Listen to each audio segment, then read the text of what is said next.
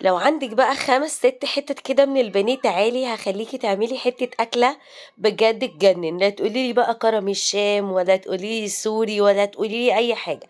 تعالي ده أنا هاعمل لِك حتة أكلة خطيرة، استني بالله وصلّي على الرسول، وهاتي أي كمية بانيه عندِك، أنا هنا كانوا عندي بتاع 6 حتت بانيه كده ما يعملوش بتاع 300 جرام، ابتديت إن أنا خدتهم وقطعتهم بالشكل ده كده،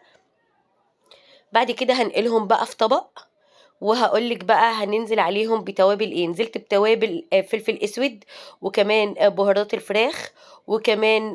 ال7 بهارات وتوم بودرة وبصل بودرة، وبابريكا وشوية من الشطة عايزة أقول لكم بقى على البهارات دي العالمية فودز، عايزة أقول لكم حلوة أوي يا جماعة، عاملين عروض جامدة جدًا، عاملين ال10 عبوات عاملة حوالي 200 جنيه، وال20 عبوة داخل العرض عاملين 400 جنيه بدل 420 جنيه، وكمان عندهم خدمة توصيل، عندهم كل حاجة هتحتاجوها توصل لحد البيت عندكم، وهاسيب لكم أرقامهم وكل التفاصيل تحت الفيديو، حلوة أوي يا جماعة هاتوها. وتعالوا بقى نرجع للشاورما بتاعتنا تاني، حطيت لها معلقتين من الزيت ورشة من الملح وبكده التتبيلة كانت خلاص خلصت.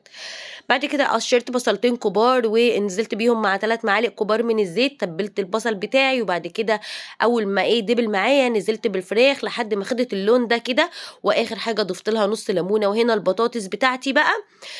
حمّرت بطاطس وعملت تومية وحطيتهم زي ما أنتم شايفين كده، وهادّيهم رشة من الموتزاريلا. هاسيب لِك بقى التطبيق اللي باجيب كل الأفكار دي من عليه بدون إنترنت تحت الفيديو برضه يا جماعة، حلوة أوي. وهنا عملت أكلة بقى بيعملها مطعم إيه لو أنتم جدعين، كرم الشام، بس أنا مش هاقول لكم اسمها، قولوا لي أنتم بقى اسمها لو أنتم شاطرين. بس كده، وإذا لقيتِ الوصفة عجبتِك ما تنسيش تعملي لايك وشير، ويا ريتِك تستفادي بعرض البهارات حلو أوي يا بنات. يالّا أشوفكم في فيديو جديد.